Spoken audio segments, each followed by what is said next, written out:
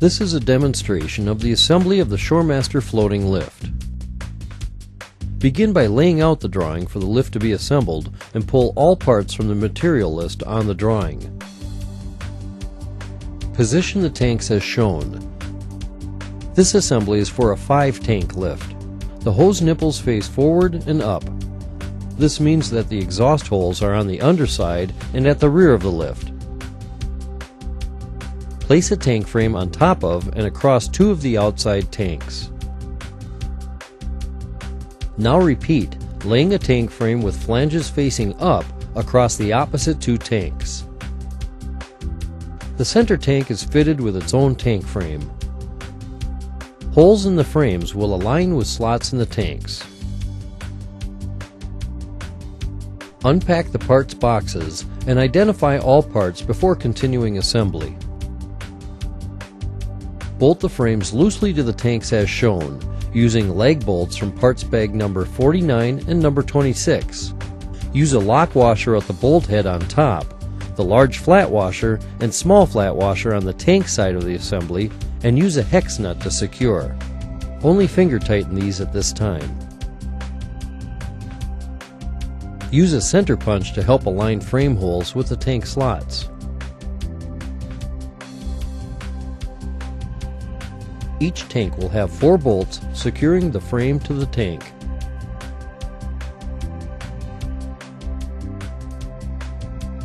Tighten all frame bolts to the tanks. Except for the center tank, there are 8 bolts per frame to tighten. Measure the width of the lift, arranging the tanks to an overall width that is 2 feet less than the width of the slip. In this case, the lift is set up for a 10-foot slip width. Therefore, the outside measurement should be 8 feet wide. Assemble the center channels in the front and rear of the lift.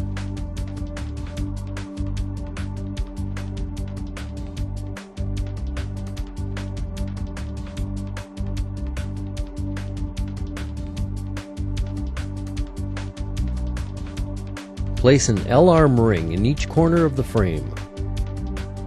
From the number 3 bag, use 1.5 by 1/2 inch bolts and attach the L-arm rings to the frames through the center channels, positioning the bolts so they insert in the direction of the channel.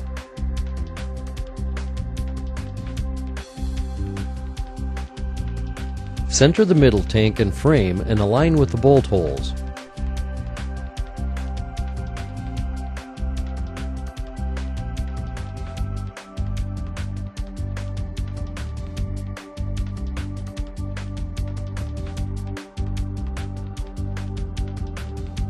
Attach to the center channels as well.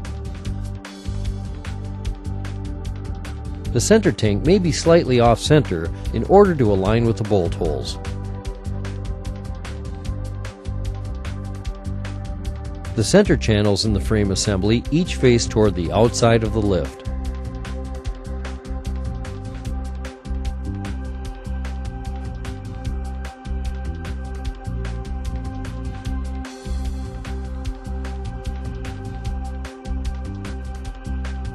Now, tighten down all bolts in the assembly.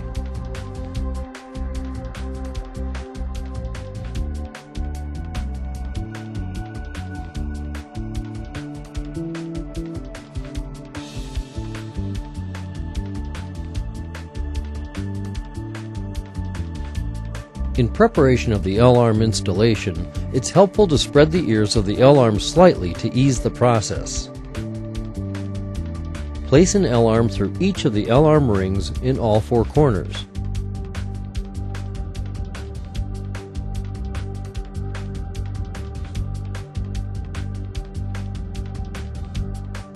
To prepare the stop rings, insert 2 bolts from the number 48 bag into each stop ring.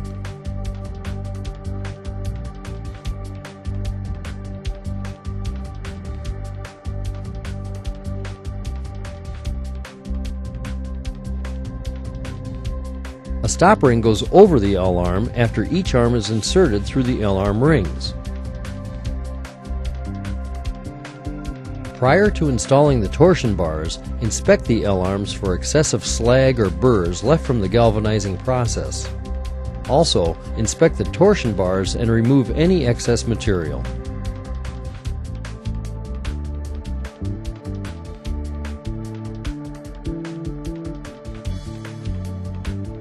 Slide the torsion bars through the L-arm assembly.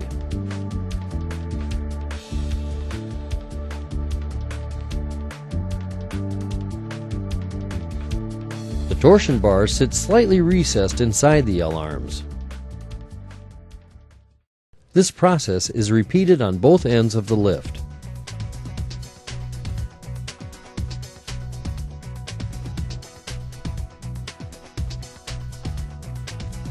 The outside width of the L-arm should be 3 inches less than the slip width. For a slip width of 10 feet, the L-arms need to measure 9 feet 9 inches. On larger lifts with an extra-middle tank, it can be difficult to measure the outside of both arms. In this instance, you can set the measurement at one end and then measure the outside of the same L-arm at the torsion bar location. Then repeat this measurement on the other end of the lift frame, making sure the L-arms are at an equal width.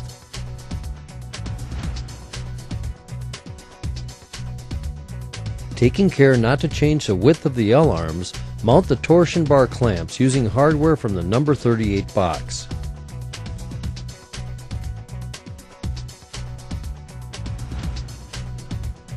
If necessary, bend the tab out of the way of the center frame to accommodate the torsion bar clamp.